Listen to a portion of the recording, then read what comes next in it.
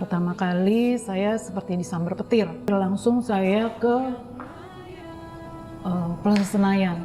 Nah, ada apa di sana, Mbak? Cari berlian. Ah, serius? Setahunan deh nggak terima gitu ya, setahun. Pergumulan terus dong iya. itu ya? Oh, kenapa? Sepanjang sampai sekian lama itu tidak ada ke dokter lagi untuk pengobatan apapun, nggak mengikuti pengobatan apapun? Enggak. Karena saya bilang, ya udah, kalau emang Tuhan mau panggil, ya udah saya ngapain pakai operasi segala gitu. Ya?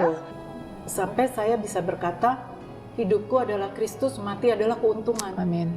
Dan saya mempersiapkan kematian itu yang berkenan di hadapan Tuhan gitu. Jangan sampai di dunia udah sakit, tiba-tiba meninggal masuk neraka ya kan. Jadi semuanya saya hadapi dengan tenang. Jadi ada apa ya, damai yang tidak pernah dirasakan saya sebelum.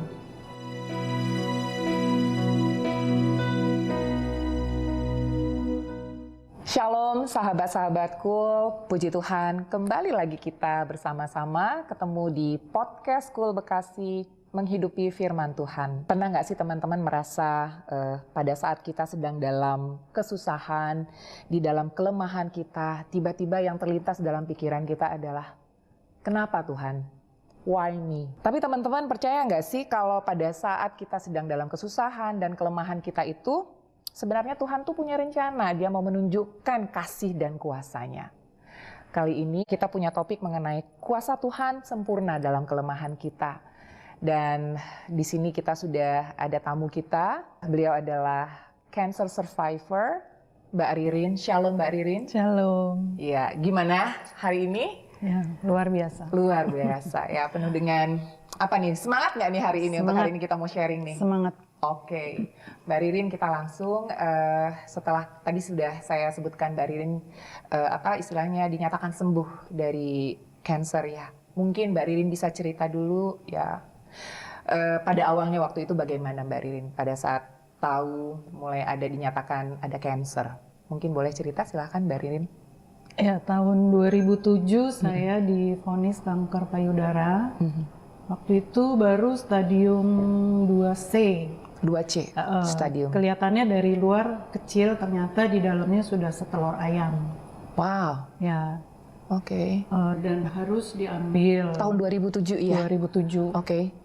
Harus diambil, jadi harus operasi. Nggak bisa separoh, tapi harus semua. Karena adanya di balik punting. Oke. Jadi harus diambil semua. Dan ya itu pergumulan. Dinyatakan seperti itu. Yang Mbak Ririn rasakan apa dan apa yang Mbak Ririn lakukan, responnya seperti apa? Pertama kali saya seperti disambar petir. Petir langsung saya ke Plaza Senayan. Nah, ada apa di sana Mbak? Cari berlian. Ah, serius? Oke. Saya mau menandai bahwa, nah hari itu kan kalau beli berlian kan ada suratnya. Saya diagnosis cancer gitu. Ya udah, habis itu saya pulang dan saya bilang sama Tuhan, saya nggak terima. Oke. Kenapa harus saya? Oke. Ya. Why me? Iya. Kenapa ya? Kenapa harus saya? Kenapa Mbak Ririn Emang punya aku perasaan salah? seperti itu? Iya. Karena saya merasa suami saya yang salah. Kenapa bukan suamiku gitu? Kenapa aku? Emang ada apa dengan suami Mbak Ririn? Iya, hubungan suami istri yang kurang baik ya. Ada pihak ketiga. Pada saat Jadi, itu ya, begitu. Jadi dia merasa sakit, ditambahin lagi gitu seolah-olah gitu kan. Suami saya ya biasa aja, nggak kenapa-napa gitu. Ya udah, harus dioperasi. Saya bilang sama Tuhan, saya punya 2 aja, suami saya kurang. Gimana saya kalau punya cuma 1 gitu. Oh, I see. Gitu. Jadi saya tuh merasa berat gitu loh, kenapa gitu. Nah, sih. Oh gitu. Lalu bagaimana Mbak Rin melewati itu dan akhirnya sampai saya nggak tahu kan Mbak Ririn juga akhirnya kan mengikuti pengobatannya. Iya. Nah pada sampai akhirnya mengikuti pengobatan itu bagaimana perjalanannya Mbak Ririn yang dirasakan prosesnya? Iya. Dan itu berapa lama? 2007 nggak terima itu sekitar, tapi saya tetap setahunan deh nggak terima gitu ya, setahun. Pergumulan terus dong itu ya? oh kenapa gitu. Terus tapi saya tetap berdoa dan bertanya kepada Tuhan, Tuhan singkapkan gitu. Misalnya apa tuh? Seperti apa tuh? Ya kamu kan membalas gitu kan. Pembalasan itu milik Tuhan. Kenapa kamu membalas? Pelan-pelan tuh kayak ada. Iya, seperti ada suara gitu. Bahwa, oh iya. Terus oh iya ya. Kenapa kamu menjadi marah gitu? Kenapa sukacitamu orang lain? Kenapa bukan aku? Gitu terus ada pembicaraan itu sampai saya tuh oh iya ya, aku ternyata banyak juga dosanya. Jadi seolah-olah saya itu keluar dari relnya Tuhan. Membalas, ya kan? Membalas kan keluar dari relnya Tuhan. Tuhan nggak mau kanker ini. Tapi waktu itu berdoa, seperti nggak ada pertumbuhan kanker saya. Oh ya? Maksudnya Berdoa, tidak ada pertumbuhan tuh maksudnya? Ya stuck aja segitu. Terus kan gitu. dari itu setahun gitu kan. Terus tahun kedua juga gitu. Oh ya Tuhan sudah sembuhkan. Emang aku juga minta tolong didoain gitu. Ya udah berdoa. Kita setiap hari tuh ada doa di persekutuan di rumahku. Setiap hari temanku datang sama dan satu sepanjang pendeta. sampai sekian lama Iya. itu tidak ada ke dokter lagi untuk Enggak. pengobatan apapun, enggak mengikuti Iya. pengobatan apapun. Enggak. Karena Oke. saya bilang ya udah kalau emang Tuhan mau panggil ya udah saya ngapain pakai operasi segala Oh, gitu. Ya udah nggak usah lah gitu. Sampai suatu saat saya jatuh lagi dalam dosa. Itu gimana tuh Mbak Rin? Jatuh dalam dosa yaitu marah lagi dengan tingkah laku suami saya itu. Saya jadi ya udah begitulah akhirnya saya memutuskan untuk bercerai. Saya memutuskan untuk bercerai dan saya ambil anak saya yang bungsu, dia anak yang kedua. Langsung besoknya tuh seperti tumbuh kanker saya. Berasa apa? Berasa tung gitu. Oh oke. Seperti ada jantungnya. Wow. Jadi tuk kayak bayi dikit itu kan ada tek itu seperti itu terus pertumbuhannya pesat sekali dalam waktu setahun itu BH 40 luber. Wah. Besar. Terus aku masih ya biarin aja. Biarin gitu aja kan. tetap ya. Saya pakai selendang jadi untuk menutupi Itu sepertinya Mbak Ririn masih yang geram. apa ya istilahnya, geram marah gitu ya, campur marah, baur iya. semuanya dengan emosi-emosi itu. Iya. Tapi walaupun dengan mengatakan aku berdoa sama Tuhan nih, Iya. tetapi kayaknya di dalam hati itu masih ada sesuatu ya Iya. yang memang dirasakan tidak bisa memaafkan pada saat itu. Terus gimana Mbak Rin?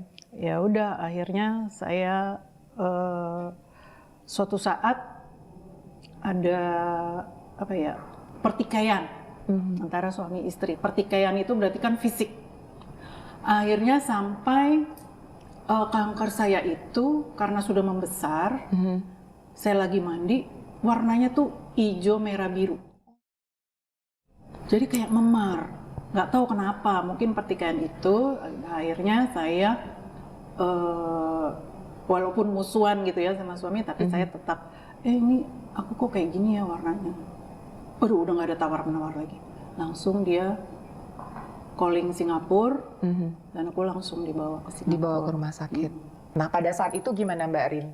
Sampai akhirnya bilang ya oke lah aku mau berobat gitu loh untuk mengikuti pengobatan dan yang lain itu bagaimana sampai akhirnya Mbak Ririn bisa mengikuti Ya. itu semua? Suami saya bilang kamu jangan egois. Anak-anak kita masih kecil. Ya kamu berobat ya lihatlah anak-anak ini gitu loh. Kalau aku kan bawaannya ya udah mati-mati aja gitu. Sedangkan anak masih kecil. Nah, dia itu di situ. Makanya dia tuh sebagai suami pengennya bertindak. Bagaimana caranya gitu kan? Untuk menyelamatkan saya gitu. Sedangkan saya udah bodo amat gitu. Mungkin boleh cerita sedikit bagaimana proses pengobatannya Mbak Rin dan itu berapa lama? Ini kira-kira sampai akhirnya dibawa untuk pengobatan itu berapa tahun tuh pada saat dinyatakan CA positif payudara sampai akhirnya dilakukan pengobatan tuh berapa lama? Saya Waktunya? mulai pengobatan 2011. Dari 2007, 2011, 4 tahun. Iya. Dan Mbak Ririn memang mengikuti begitu saja, udah 4 tahun tidak dilakukan dicuekin aja, apa-apa. enggak. Wow. Lalu gimana Mbak Rin? Jamahan Tuhan apa yang Mbak Ririn rasakan begitu pada saat Mbak Ririn mengatakan, oke, aku mau berobat? Iya, Waktu itu gimana? Tuhan kayak bikin film ke saya gitu kan, sehingga saya menerima. Akhirnya saya menerima, ya saya mempersiapkan diri untuk menyongsong kematian saya. Wah, segitunya. Iya. Jadi saya mendekatkan terus ya ke Tuhan, terus jalin hubungan, baca firman, mempelajari firman. Apa sih di balik firman ini, Tuhan bicara apa gitu. Setiap hari tuh aku cari. Dari segala kegeraman dan apa istilahnya kemarahan dan juga kekecewaan itu, gimana Mbak Arin akhirnya bisa penyerahan kepada Tuhan itu kapan mulainya atau seperti apa sih Mbak Arin? Bisa share ke kita? Iya, di saat dekat Tuhan itu, jadi saya mempunyai hati yang lebih bijak. Akhirnya saya mengampuni. Dan saya mengiyakan, mengamini bahwa pembalasan itu milik Tuhan. Oke. Jadi sampai saya bisa berkata, hidupku adalah Kristus, mati adalah keuntungan. Amin. Dan saya mempersiapkan kematian itu yang berkenan di hadapan Tuhan gitu. Jangan sampai di dunia udah sakit, tiba-tiba meninggal masuk neraka, ya kan? Gitu ya. Nah, saya nggak mau, saya maunya ya saya menghadap Tuhan dengan perkenanan Tuhan, dengan kebenarannya Tuhan gitu. Bukan benar dinyatakan orang, tapi Tuhan yang menyatakan, oh ya Ririn benar, masuk surga kan gitu lebih enak. Jadi saya mempersiapkan diri kematian saya. Iya. Dan Mbak Ririn mengampuni suami juga. Iya, mengampuni, menerima apa adanya. Kalaupun dia begitu lagi, saya menerima. Wow. Segitunya. Dan selalu bawa dia dalam doa dong berarti ya. Iya, berdoa. Bagaimana dengan support dan respon dari anak-anak Mbak Rin? Anak-anak waktu itu masih kecil, yang besar aja sih udah kerja, ya dia mendampingi saya terus ya, menguatkan. Kalau orang tua walaupun sedih, tapi dia terus memberi semangat. Nah, yang saya kagum itu suami saya. Saya tidak merasakan kasih itu dari pernikahan sampai saya sakit. Begitu saya sakit, dia itu yang luar biasa melayani. Wow. Luar biasa perhatiannya. Itu yang membesarkan hati saya. Saya sampai memandang, oh dia ternyata sayang juga ya sama saya gitu. Oh Tuhan ingin menunjukkan bahwa dia kasih sama kamu gitu kan. Tuhan mengubahkan. Iya, Tuhan mengubahkan semuanya. Dari prosesnya apa aja Mbak Rin pengobatannya itu pada saat ke Singapura? Mungkin cerita sedikit untuk pengobatannya seperti apa aja yang dijalanin Mbak Rin? Ya, jadi dokter Singapura bilang kenapa baru sekarang ke sini. Akhirnya itu sudah stage berapa ketahuan dia pada saat itu? Udah jadi 3 lebih kan. Dari 2 berapa tadi? 2C. 2C. Itu aja udah telat kata dokter kan. 2C udah mau ke 3, ini udah 3 lebih. Orang tadi aja sebesar telur katanya ya. Oke, lanjut terus gimana akhirnya, akhirnya ya udah kita berusaha, saya berusaha untuk mengoperasi. Itu juga dokter yang canggih menurut orang, kan ya udah kita pengobatan, operasi pasti ya. Iya, jadi ada tahap-tahapnya. Kemo dulu karena justru di kemo dulu. Oke. Kanker saya ini akarnya sudah nyantol di tulang belakang dan getah bening di ketiak. Iya. Kalau dong berarti ya. Kalau dipotong akarnya nanti dia tumbuh lagi kan. Jadi untuk melemahkan harus di kemo. Justru kemo dulu. Kemo 4 paket. Habis itu baru operasi selama 7 jam sampai kering, baru kemo lagi 4 paket lagi. Terus disinar 30 kali. Wow. Ya, sampai gosong gitu ya namanya disinar. Itu dimati-matikan semua sisa-sisanya bila ada sisa. Jadi pas di kemo udah lemah itu seperti gurita, kakinya banyak kan. Nah itu dia diambil kepalanya tuh jadi ngikut semua kakinya, nggak ada yang tertinggal. Itu yang melemahkan pakai kemo itu. Iya. Jadi itu untuk pengobatannya sampai selesai disinar 30 kali itu berapa lama itu Mbak Rin? Abis itu pengobatan 5 tahun, jadi 2017 November saya selesai pengobatan. Dan hasil pemeriksaannya dinyatakan? Nah itu harus cek lagi seminggu sekali, 2 minggu sekali, 3 minggu, 4 minggu, sebulan, 2 bulan, 3 bulan, sampai setahun dinyatakan bersih. Puji Tuhan. Nah, wow, gimana Mbak Rin? Sharing dong ke kita pengalaman iman yang dirasakan selama melewati proses semuanya itu Mbak Rin. Iya, di dalam kelemahan saya yang jatuh bangun dalam dosa, Tuhan tidak mau saya itu berdosa terus. Makanya saya dikasih suatu penyakit yang mungkin mematikan gitu kan. Mungkin kalau saya nggak dikasih itu, saya nggak berubah, ya kan? Saya jadi dapat pelajaran ya, kalau kemarin itu saya nurut aja, menjalankan firman, mungkin hukumannya nggak kayak gini. Bukan hukuman ya, apa ya? Sebenarnya bukan hukuman kali ya. Pagernya Tuhan lah, gitu. Tuhan memagari, ya gitu. Jadi jangan sampai terlanjur-lanjur ya itu. Gitu ya. Pakai penyakit bagi saya gitu kan. Mungkin bagi orang lain beda-beda. Iya. Tergantung kebebalannya. Kebebalannya. Mbak Rin, dalam pelayanan sendiri bagaimana? Tetap menjalankan atau ada rasa, aduh aku lagi nggak mau nih gitu melakukan pelayanan atau apa atau seperti apa? Emang bentuknya? belum pelayanan. Memang tidak, belum waktu pada saat itu. Belum. Jadi Baru hanya- berhenti kerja. Oke, I see. Dan sekarang bagaimana Mbak Rin dalam kehidupan keimanan Mbak Rin untuk melakukan pelayanan itu sendiri? Bentuknya seperti apa, yang rasa syukur yang seperti apa yang Mbak Rin pasti selalu bawakan, yang di-sharingkan ke orang-orang? Ya, saya mengucap syukur, saya seperti diberi hidup lagi sama Tuhan. Saya mempersiapkan kematian, tapi saya dapat hidup. Wow. Jadi saya bisa mendampingi suami dan anak-anak. Ya, saya mengucap syukur dengan saya pelayanan di gereja saya sebagai majelis. Wow. Selama 6 tahun. Wow, puji Tuhan. Ya, terus saya ada juga pelayanan persekutuan doa di ruko saya setiap hari Kamis. Oh, oke. Ya, dan pelayanan juga di Bekasi. Ya, juga masuk di KUL ini. Iya, Ya. iya, bersama kita juga Iya. ya. Puji Tuhan juga ada Mbak Ririn ya di dalam komunitas kita ya, untuk kita bisa saling sharing dan saling menguatkan. Iya. Lalu Mbak Ririn, berarti proses untuk pengobatan dan yang lain-lain itu dari 2011 sampai 2017 dan akhirnya dinyatakan bersih di tahun 2017 juga, Mbak? Enggak, 2018. 2018, berarti sekitar 7 tahun ya. Wow. Selama menjalani itu bukan waktu yang singkat juga ya untuk melewati suatu proses pengobatan dan yang lain-lain dan akhirnya dinyatakan bersih. Tuhan sungguh luar biasa.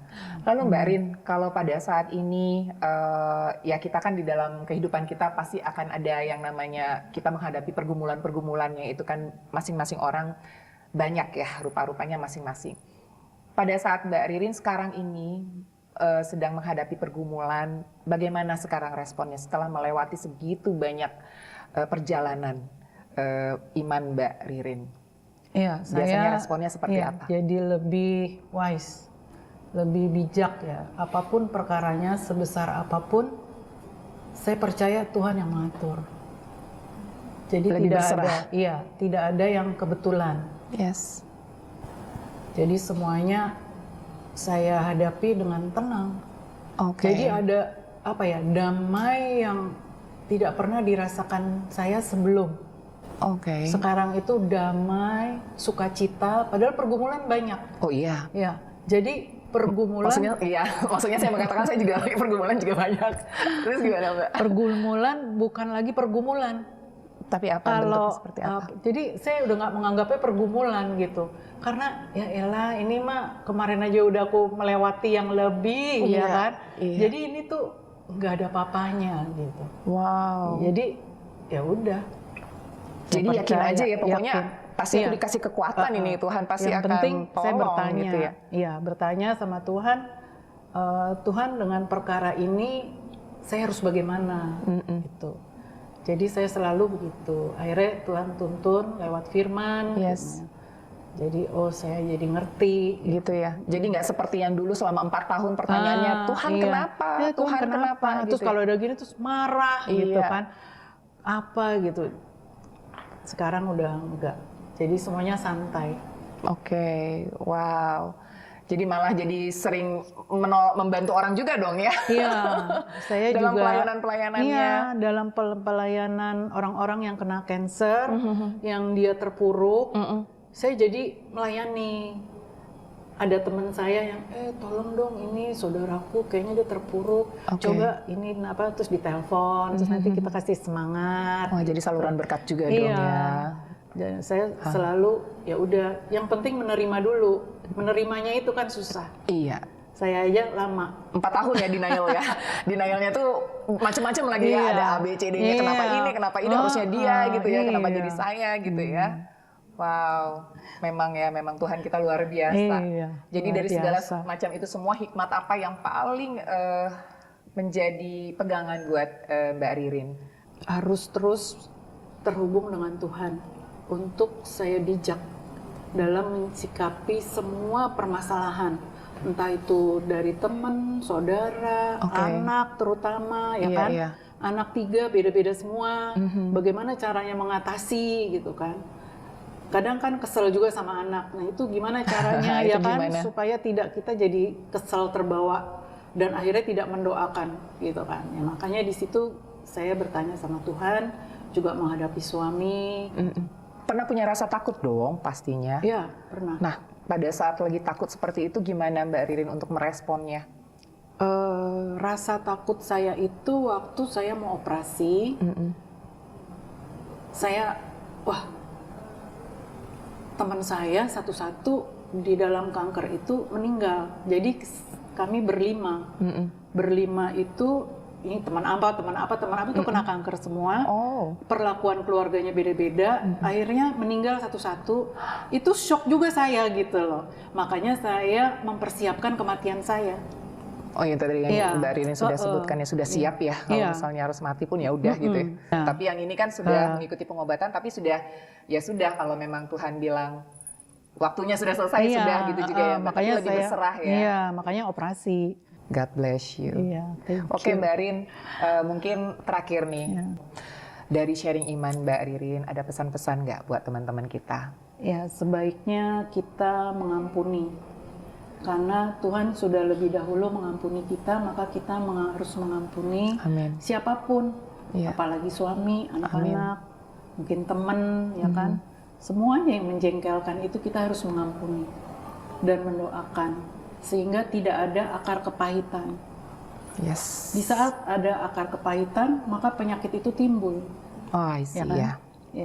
Iya. Begitu timbul, yang sengsara kita juga. Thank you banget Mbak Ririn. Sama-sama. Thank you so much untuk sharingnya hari ini. Dan aku yakin percaya Tuhan pakai Mbak Ririn lebih dan lebih lagi ya. Untuk bisa menjadi berkat bagi banyak orang.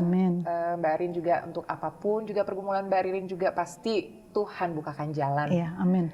Thank you so much buat hari ini. Dan kiranya ini juga bisa menjadi berkat buat teman-teman kita yang mendengarkan sharing dari Mbak Ririn. Nah, teman-teman, thank you sudah mendengarkan kita. Saat ini mari kita dengarkan firman Tuhan. Shalom saudara-saudara yang terkasih dalam Yesus Kristus. Firman Tuhan dalam Roma 8 ayat 28 berkata, "Kita tahu sekarang bahwa Allah turut bekerja dalam segala sesuatu untuk mendatangkan kebaikan bagi mereka yang mengasihi Dia, yaitu bagi mereka yang terpanggil sesuai dengan rencana Allah." Tuhan pasti turut bekerja untuk mendatangkan kebaikan bagi setiap orang yang setia dan taat kepadanya. Shalom, amin.